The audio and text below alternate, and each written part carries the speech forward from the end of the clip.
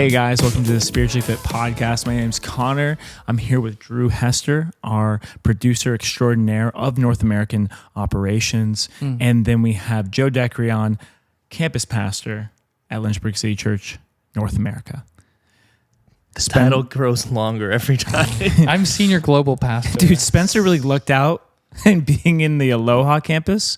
Him and Kayla get to live in Honolulu. But don't forget, Adam is in northern Nigeria and Corbin's in South Sudan. The two most hostile. They need the regions. gospel.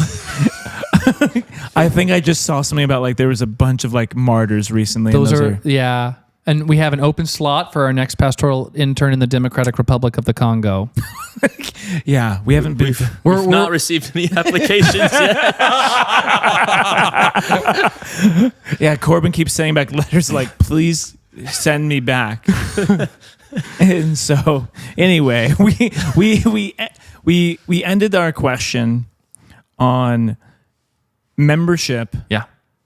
And should membership ever expire / be renewed? Yeah. And the reasoning being is if you are a member, but you're not in one of those leadership kind of positions, like a deacon, elder, or a pastor, how do you do that just to keep tabs? Yeah. Keeping tabs, keeping track of the troops, of your personnel. I mean, that's what they teach you, ROTC, in ROTC land when you're a cadet when you're doing officer training. Where they're literally they do formations. First squad, 4 present, 2 missing, 1 in the latrine. Second squad, we do those check-ins, those formations, because accountability of your personnel is so important. The church would not be able to function without the deacons and deaconesses. I can't know what's going on in the lives of everyone. I actually have what I do is I have a spreadsheet here. And this is all as a personnel tracker. So I look at this spreadsheet, I'm like, wait a second. I'm like, Darren. I wonder how Darren's doing. Oh, Darren's in Andrew Glover's group. Or I'm like, I wonder how Felipe's doing. Oh, he's in Spencer's group. I couldn't do it without the prayer pod leaders. And so, if I can give a shout out, I'd love to give a shout out right now. Josh Raines, of course, Spencer, Andrew Glover, Mr. Connor Vineyard, Mark Rivers, Wanda Rivers, Diana Decrion, her co-conspirator Kayla Wooler, Gretchen Law, Nikki covered down for Gretchen while she was pregnant and after she had the baby. Yeah. Katie Arango, the Thunder from Down Under. Man, I love that girl. She is so. She's not Australian. She's not. She's Cuban, but she is so helpful. And Ellie's been so helpful at times stepping in. Havel has been so helpful at times. Ruth helped so much. And Nicole when Jess Glover was out. Wanda, yeah. But yeah, my point is that's why the deacons and deaconesses are so helpful. Because I couldn't possibly know what was going on in the lives of every single person. And each one of those people represent anywhere from 5 to 8 people. Right. I would have no idea. And so I can't possibly know everybody, but I can check in on those guys and gals and say, anything I need to know about. How is it going? Anything the church could not function without them. And that's of course what they realize in Acts 6. They're like, we've got to get other help. We've got to get deacons to help us. Yeah. Because there's just too much going on. Yeah, I kind of wanted to transition this one more to, this is in Drew's more in his category, right? As far as people that are on either the tech team, because I know you deal with a lot of the tech stuff, and some of the people that are on the worship team, how does keeping up with them go as far as their membership, right? Because it's a little bit different with the tech team. They're a little bit, you wrote a book about this. They're a little bit more secluded, right? How do we check in on, people on the tech team to see how they're doing? Or people who are typically maybe they're not as integrated. Yeah, I think it's a really good question. Once again, we talk about the role of deacons, deaconesses. Really, when it comes down to it, wherever you're at, membership, you're a deacon, elder, you're a pastor, we all are called to care about people. Mm-hmm. And so I think a lot of times, you see in bigger churches, where there are ministry roles that whether you're greeting on tech team, you're doing parking lot duty, that it's easy to check in and out of those and not get noticed, right? Because it's just this operation going on. So I think there's really just a level of intentionality that's required whether you're at a small church or a medium church or a big church, to make sure that the people actually matter. Like, yes, we need some of the guys to show up at 2 p.m. on Sundays to set up, because if they don't, we won't have a sound system. Yeah, We shout won't out to have, everyone that does like, that. Like, we need Thank you, people guys. to help with the church, but at the same time, there's opportunity in those moments to go like, hey, you're not just fulfilling a task, you're actually contributing and participating. We've used that word a lot in what's a bigger picture, right? Like the church. You're literally serving the people, and there's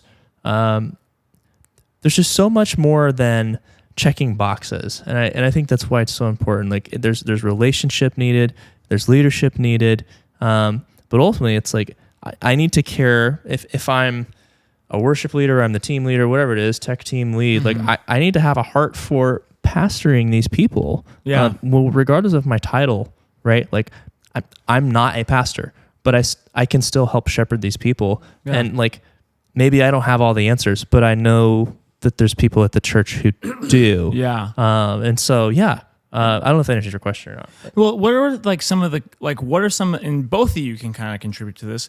Are there differences in like expectations when it comes to someone on like the worship team who's in membership?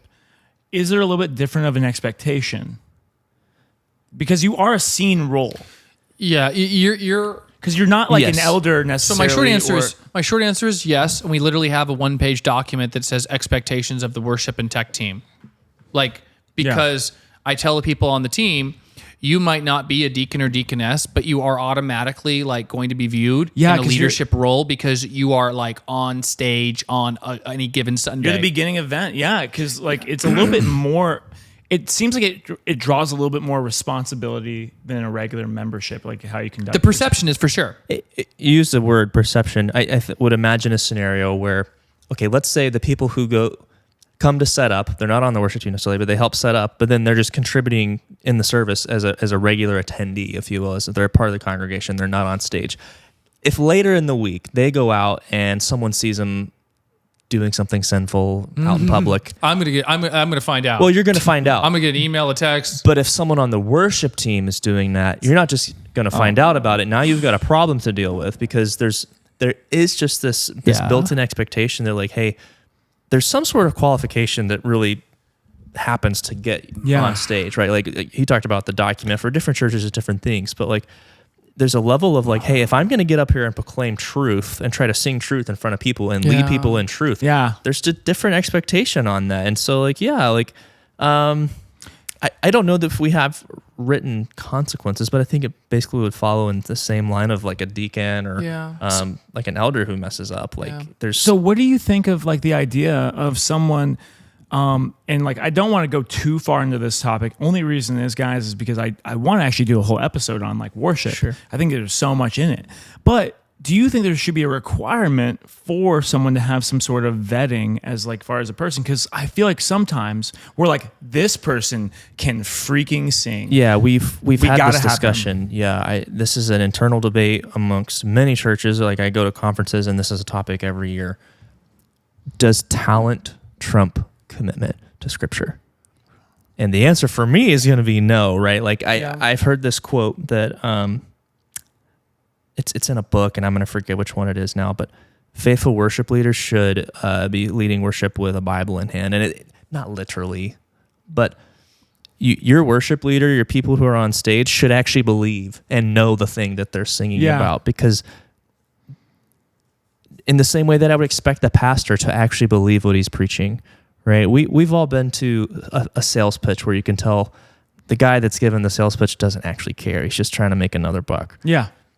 There's a difference. Yeah, there is a difference. People's lives are at stake. Yeah. That's why there's a difference. Yeah. We had a issue. Oh, sorry. No, like, but you brought it up in one of the podcasts, like a book that said, live your best life now, or like not in, in one of the sermons. Like that's like that book. You kind of get the used car salesman vibe versus the, repent, turn away from your sin. Like that doesn't. sell as many books. We had issues early on at the church, like any church plant does, with growing pains, and we would have usually one of two things happen. We would have typically the person who's like, "Oh, I'm not singing this week, diva. Okay, well, I'm not going to show up." Right. Very. And so, or we'd have, and like they're like, like I'm too talented to be on the bench, or we would have a situation where they'd be very talented, but they'd have banana beliefs. So one of the expectations isn't just like showing up on time, like even if you're not on the team, but the expectation is that you can try out, you can make the team, but at the end of the day, we're not looking primarily for musicians. We're looking for people who want to join us on mission to make disciples of all nations, starting in Lynchburg, Virginia. And that means like becoming and starting the membership track, at least starting the process. And you Correct. might along the way realize this is not the church for me. That's okay. That's okay. But we want people to realize like that's what we're really looking for. We're looking for disciple makers first, musicians and singers second.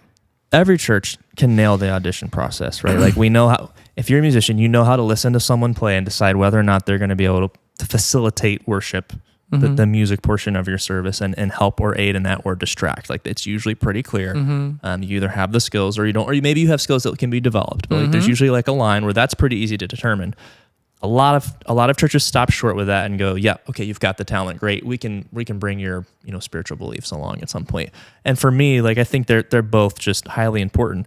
And Connor, you asked specifically about worship and why it matters so much. The reality is that we've defined worship as simply a portion of our service rather than a lifestyle and the way that we live our life. And so to me, if you're going to give someone the title worship team or worship leader or whatever it is, music team, it doesn't just apply to the time they spend on stage on Sunday morning, but it's who they are from, Sunday afternoon, or I guess for us, Sunday evening to, the next Sunday morning, like the Monday, Tuesday, Wednesday, Thursday, Friday.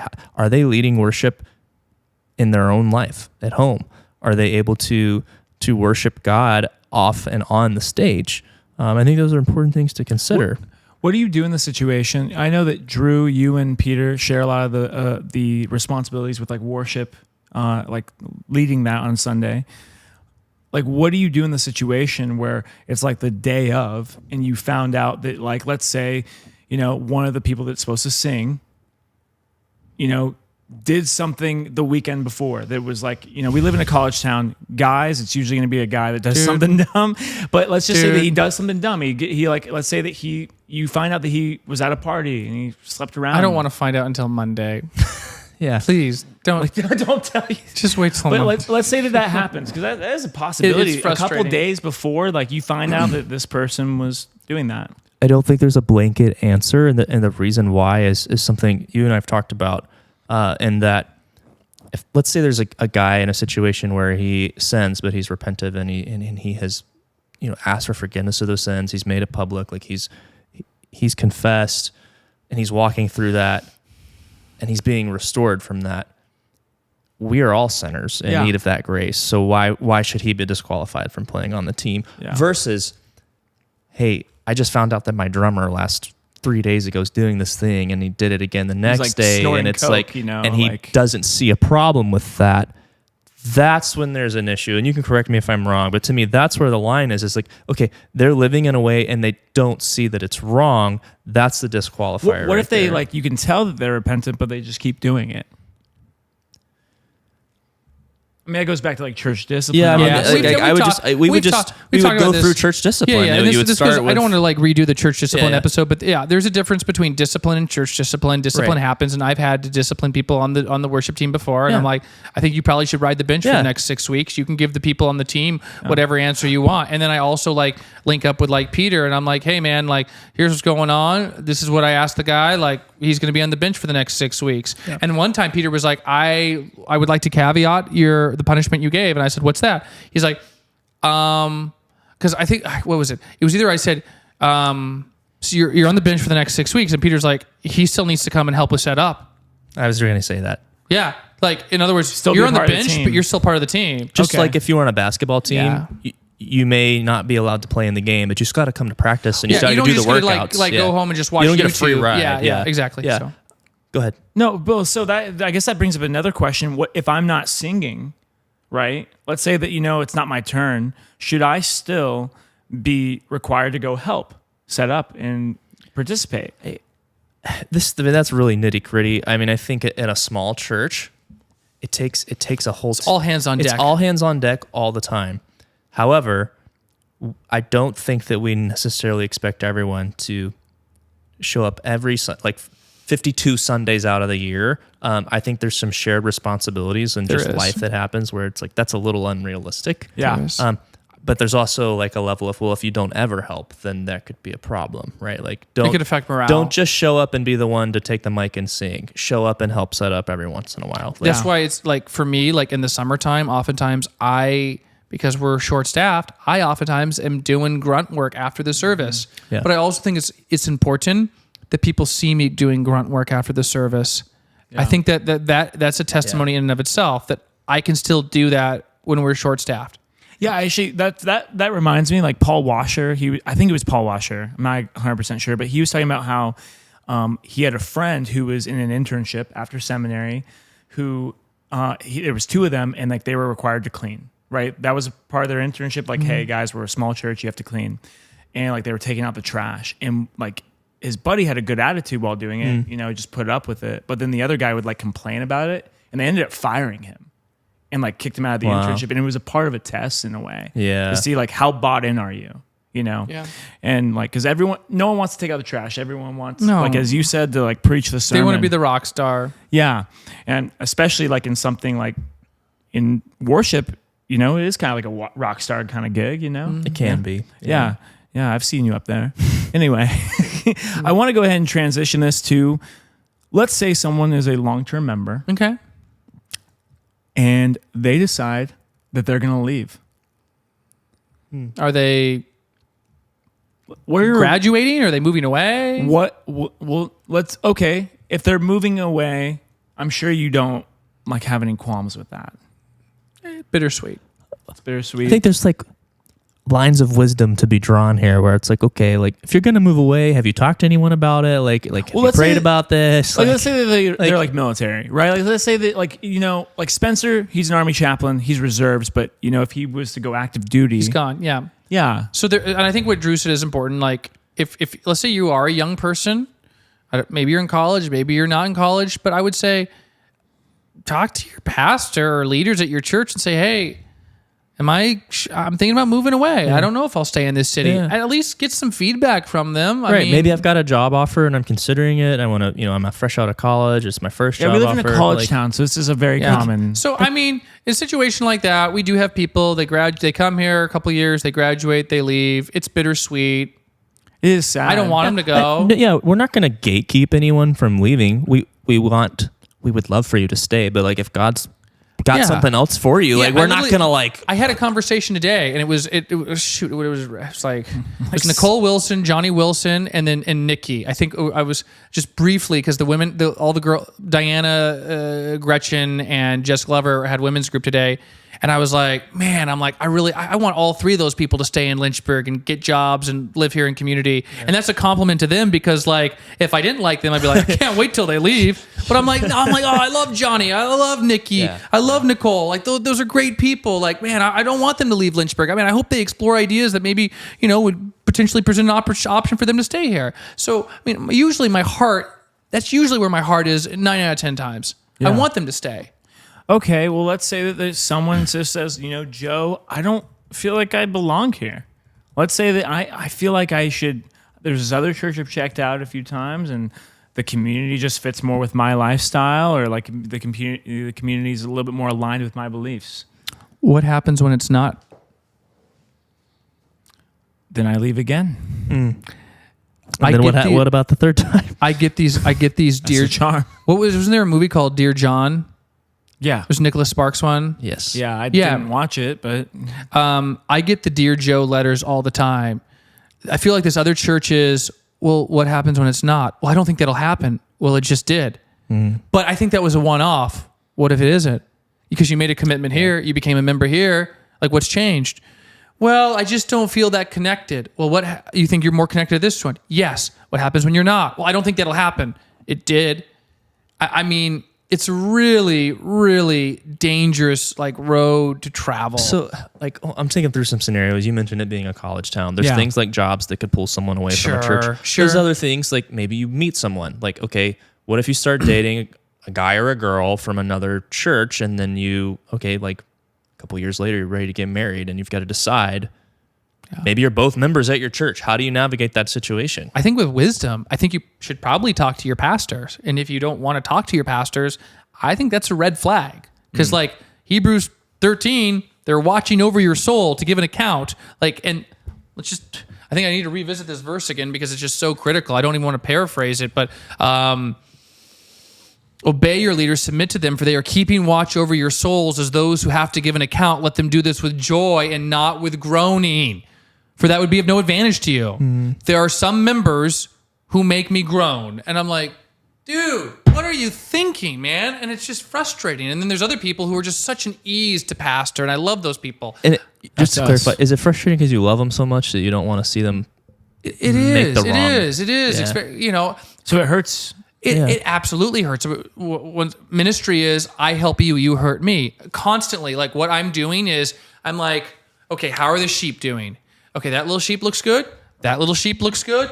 That little sheep needs a haircut. That little sheep has a broken leg.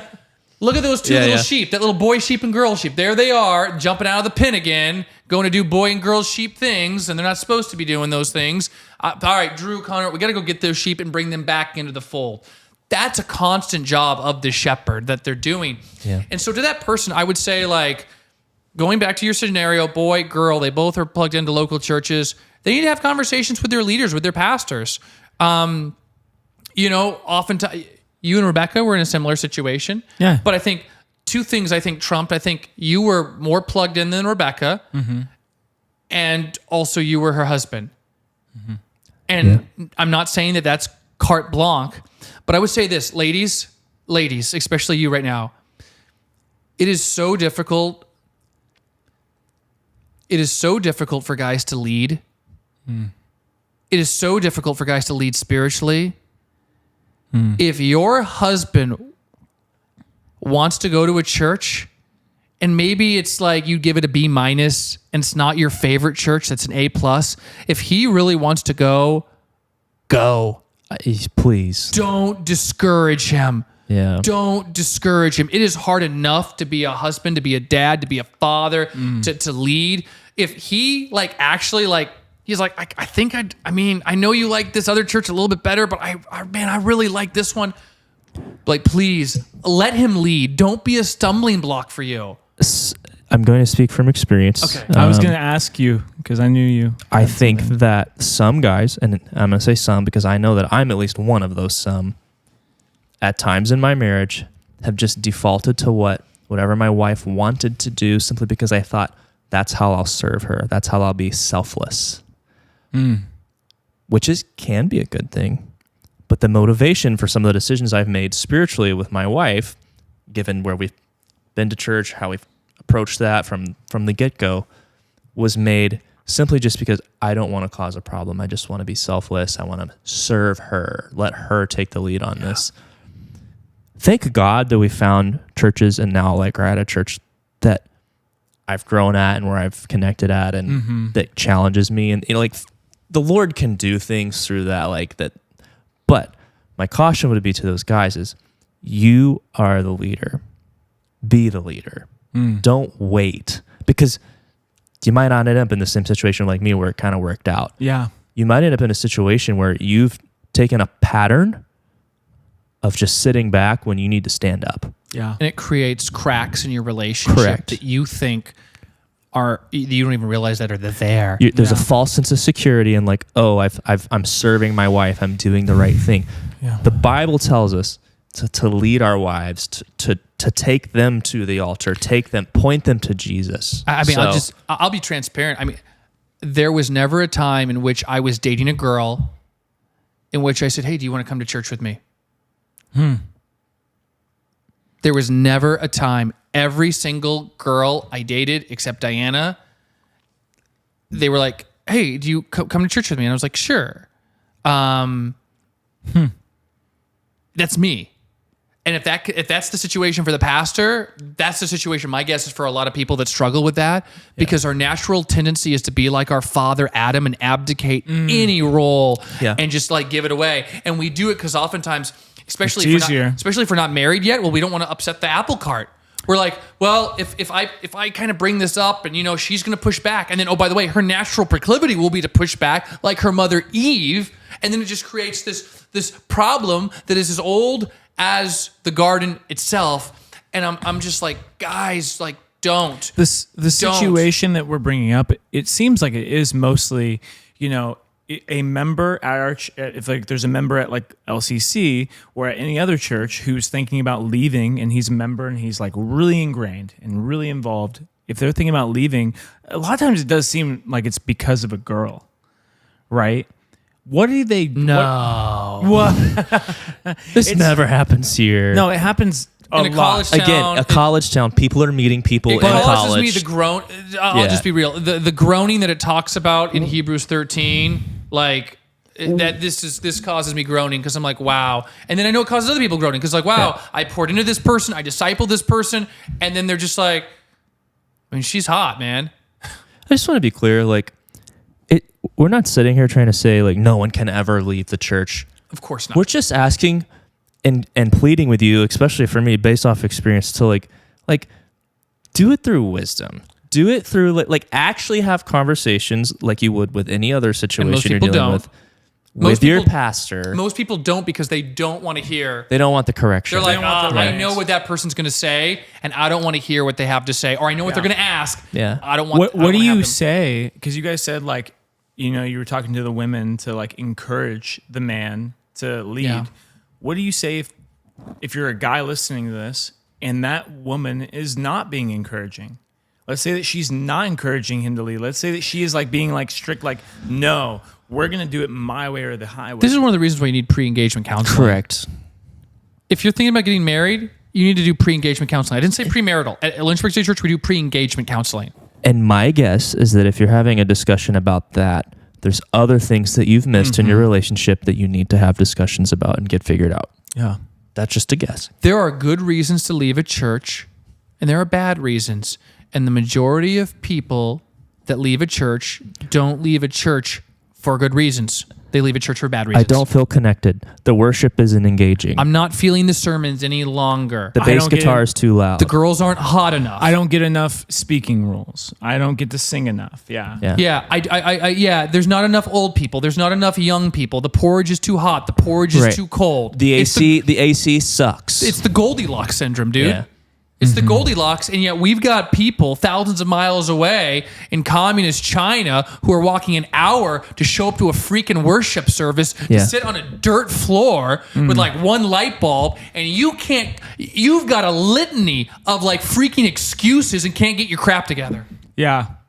Yeah, and that's a good way, I think, for us to go ahead and end this one.